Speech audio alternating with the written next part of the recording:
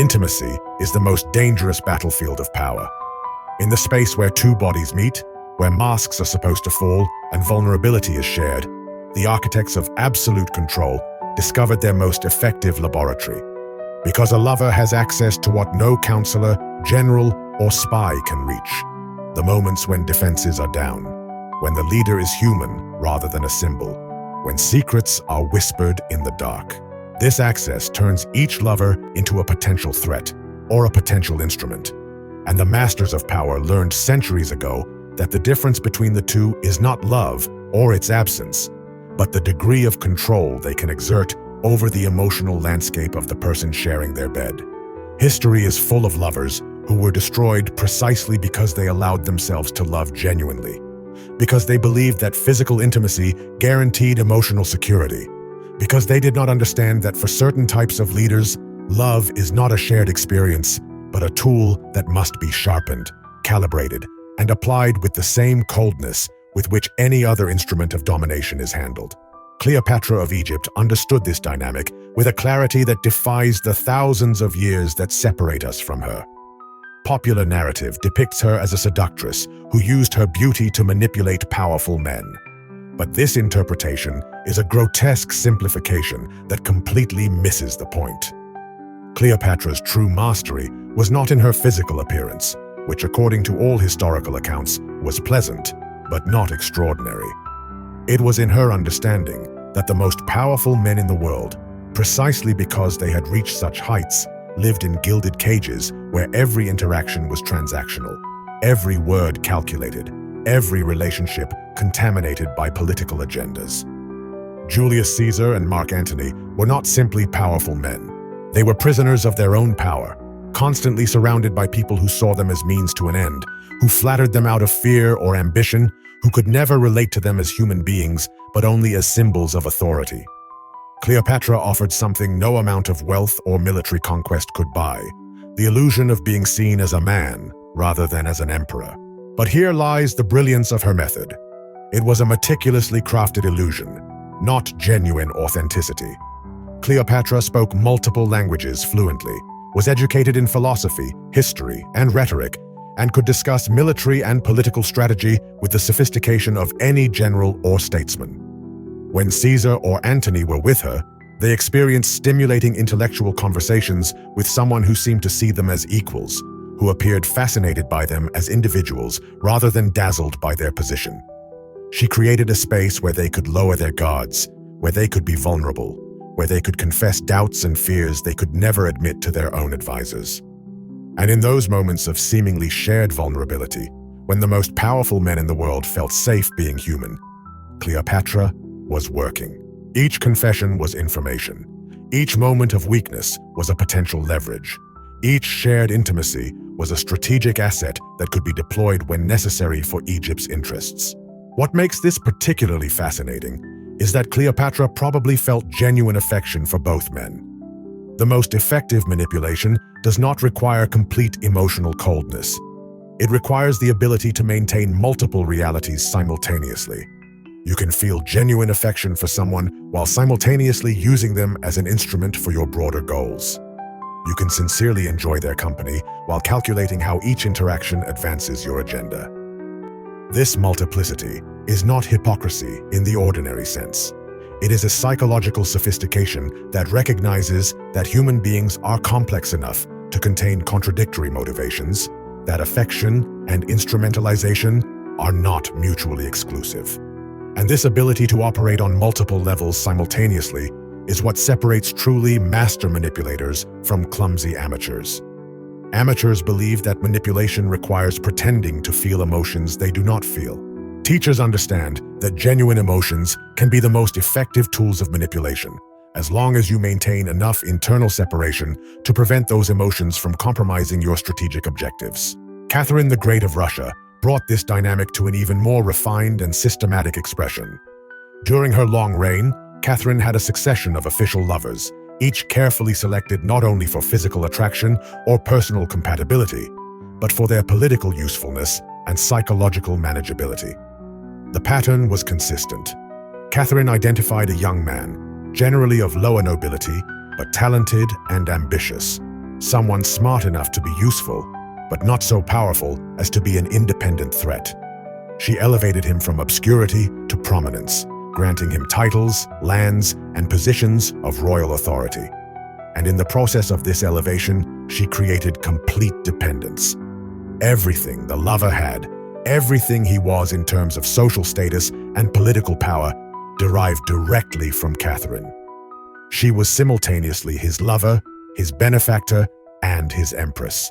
This fusion of roles created a power dynamic so asymmetrical that it made any genuinely equitable relationship impossible. But Catalina was sophisticated enough to understand that pure domination, without the illusion of reciprocity, eventually breeds resentment that can become dangerous. So she carefully created spaces where her lovers could feel they had agency, that their opinions mattered, that they were partners rather than subordinates. She gave them real responsibilities in governance, consulted their advice on important matters, and seemed to value their perspective. And because these men were generally intelligent and capable, they often offered genuinely useful advice, making real contributions to the administration of the empire. This genuine utility reinforced their sense of being valued for more than their sexual function, making the relationship feel more balanced than it actually was. But the fundamental asymmetry never changed. Catalina could end the relationship at any moment, and when she did, as she inevitably did when the lover became too comfortable or too ambitious, or simply when she got tired, the message was clear. Everything they had was a gift that could be withdrawn. Some of her ex-lovers retained their positions and wealth after the breakup, but only under terms that explicitly stated that everything depended on Catalina's continued benevolence.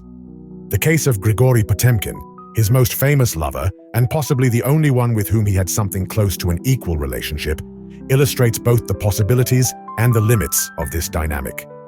Potemkin was extraordinarily capable, a brilliant military strategist, and an effective administrator. His relationship with Catherine evolved from purely romantic to something more complex, a partnership that combined genuine affection with serious political collaboration. There is even evidence that they may have married in secret, although this was never publicly acknowledged because it would have complicated Catherine's position. But even in this more equitable relationship, the fundamental power structure favored Catherine. When the romantic phase ended and Potemkin became more of an advisor and friend than a lover, it was because Catherine decided so. He adapted his role because he had no real alternative. His power was considerable, but it was derivative. There was because Catalina wanted it to exist, and both knew it. This understanding that even the most genuine affection must operate within carefully maintained power structures is what separates truly effective leaders from those who allow their personal relationships to compromise their authority. History is full of rulers who were weakened or destroyed because they confused intimacy with equality, because they allowed their lovers to gain enough independent power to become threats or to create rival factions at court. Catalina never made that mistake. She always maintained, even in her closest relationships, a clear understanding that power was primary and affection, no matter how real, was secondary.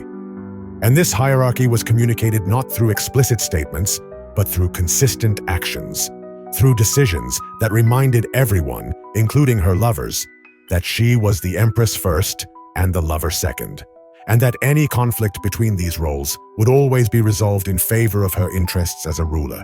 But not all leaders operated with the cold sophistication of Cleopatra or Catherine. Some employed more brutal, more explicitly abusive methods, which worked not by creating the illusion of reciprocity, but by systematically destroying the lover's ability to imagine any existence outside the relationship. Henry VIII of England exemplifies this darker pattern. Henry's 6 wives lived under a constant threat that went beyond politics and entered the existential. Henry had demonstrated, first with Catherine of Aragon and then dramatically with Anne Boleyn, that no intimacy offered protection, that no prior affection guaranteed security, that he could radically reinterpret an entire relationship whenever it suited his needs. Anne Boleyn had been the woman for whom Henry challenged the Pope, fractured Christendom, and risked his kingdom. And when she ceased to be useful to him, when she did not produce the male heir he needed, Henry did not simply divorce her as he had done with Catherine. He accused her of adultery with multiple men, including his own brother, crimes that almost certainly never occurred. He had her arrested, tried, and executed. This was not an act of impulsive rage. It was an elaborate act of destruction that sent a message to anyone who might think that intimacy with the king offered any security. The later wives of Henry lived with the knowledge of this precedent. Jane Seymour survived mainly because she died shortly after giving birth to the much-desired male child, before she could be disappointed in any way. Anne of Cleves saved her life by being clever enough to fully cooperate with Henry's desire to annul the marriage, accepting his narrative that the marriage had never been consummated, relinquishing any personal dignity in favor of survival. Catherine Howard, young and naive, did not understand the rules of the game until it was too late. She was executed like Anne Boleyn. Only Catherine Parr, the last wife, navigated the situation successfully, and she did so by being extraordinarily careful, completely subordinating any personal preference to the whims of the king, serving as both nurse and wife to the aging and sick monarch. Catalina Parr survived because she understood what the others had not fully grasped. Being the wife of Henry was not a relationship in any normal sense. It was a role that required constant performance, endless vigilance, and the willingness to have no independent identity apart from serving the real ego. What Enrique illustrates is how absolute power can corrupt even the most intimate relationships, not just making them unequal, but turning them into forms of psychological terror. His wives were not just romantic partners or political allies. They were prisoners in golden cages, constantly aware that any misstep, any failure to meet the king's expectations, any suggestion of independent will could be fatal. And this constant awareness of danger did not allow for any genuine authenticity. Every interaction had to be calculated, every word measured, every emotion managed. Intimacy became performance, affection became a survival strategy. And Enrique, in his pathological narcissism, seemingly never recognized this dynamic. He saw himself as a romantic, as someone who genuinely loved his wives, who suffered when they betrayed him. I couldn't or wouldn't see that I had created a system where betrayal was inevitable, because no real woman could sustain indefinitely the impossible perfection that her ego required. This pattern of using love as a tool of control is not limited to historical monarchs. It is replicated in any context where there is extreme asymmetry of power combined with intimacy. Leaders of modern cults employ remarkably similar tactics. Figures like David Koresh of the Branche Davidian or Keith Raniere of NXIVM built their control empires partly through sexual relationships with multiple followers who were presented as spiritually significant but functioned as mechanisms of domination. These leaders created hierarchies where sexual access to the leader was simultaneously a privilege that conferred status within the group and a form of psychological entrapment. Women who became lovers of the leader were elevated above other followers, given special roles, made to feel chosen, special, spiritually advanced. This elevation created an emotional investment and an identity dependence in their relationship with the leader. They defined themselves by their special proximity to him, measuring their worth by their unique access to him. But simultaneously, this proximity made them more vulnerable. They knew more secrets, had witnessed more hypocrisies, and possessed more information that could be dangerous if ever turned against the leader. So the leader had to ensure their loyalty, which he did through a combination of emotional rewards and implicit threats. The rewards came in the form of special attention, moments of apparent vulnerability of the leader that made the women feel they truly knew him, that they had a unique relationship. The threats were rarely articulated explicitly, but were communicated through what happened to others who fell out of favor. The women could observe former favorites being degraded, humiliated publicly, expelled from the group with their reputation destroyed. The message was clear. The special position could be withdrawn at any moment, and when it was, the fall would be devastating. What makes these dynamics particularly insidious is how they exploit the human need for meaning and connection. The women who engaged with these leaders were often not naive or unintelligent.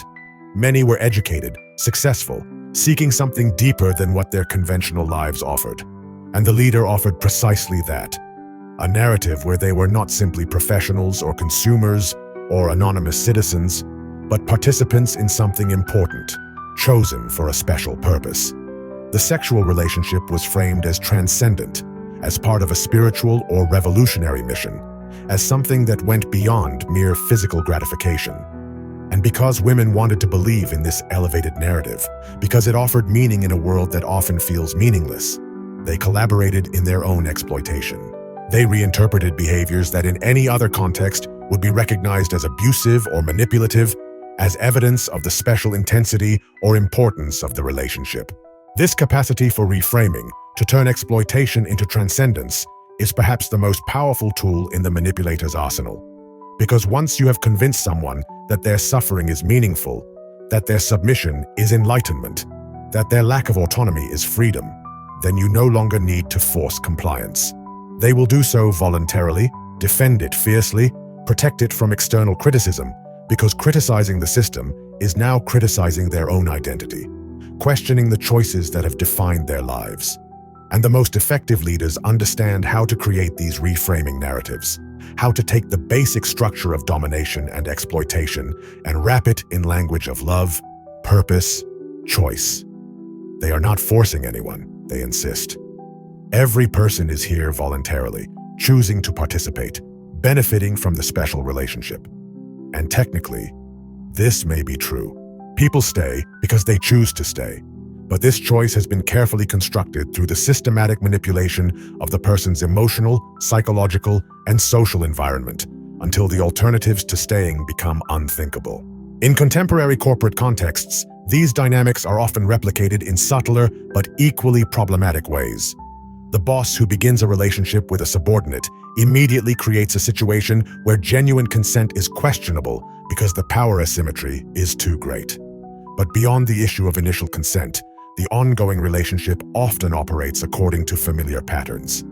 The subordinate is aware that their professional position now depends not only on their work performance, but also on maintaining the personal relationship with the boss. Every personal disagreement can have professional consequences. Every romantic disappointment can manifest in the workplace. And the boss, even without malicious intent, has enormous power to interpret every aspect of the relationship in a way that favors their narrative. If the relationship ends badly, the boss's version of what happened will probably be the one others in the organization believe, simply because the boss has more credibility and structural power. The subordinate is in a position where they have intertwined their professional and emotional stability in such a way that it makes it extraordinarily difficult to protect one without sacrificing the other. What all these situations, from ancient queens to modern cults and corporate relationships, share is a fundamental understanding. Intimacy can be a more effective instrument of power than force, because it operates on a level where people's normal defenses are low. When you allow someone to be intimate with you, when you share vulnerability, when you create emotional bonds, you are giving access to your most sensitive psychological pressure points. And people seeking absolute control understand how to exploit this access. They do not need open threats when they can achieve compliance through manipulation of the need for affection, approval, and connection. They do not need physical violence when they can use the threat of emotional abandonment or exclusion to shape behavior. They do not need logical arguments when they can appeal to the emotional investment the person has made in the relationship.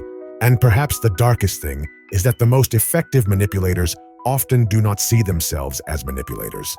They genuinely believe that their relationships are special, that their love is real, that they are offering something valuable. This self-deception allows them to operate with a conviction that makes their manipulation more credible. When Henry VIII cried over Anne Boleyn's betrayal, he probably felt genuine pain, conveniently ignoring that he had orchestrated the accusations that condemned her. When cult leaders speak of the love they have for their followers, they may be feeling something they genuinely experience as love, without recognizing that their love is possessive, consuming, destructive. This ability to maintain multiple psychological realities, to feel genuine affection while simultaneously exploiting, to believe in one's own benevolence while causing harm, is perhaps the most disturbing characteristic of master manipulators. They are not obvious monsters.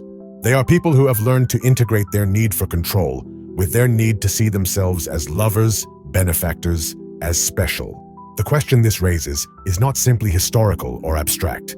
It is deeply personal and immediate.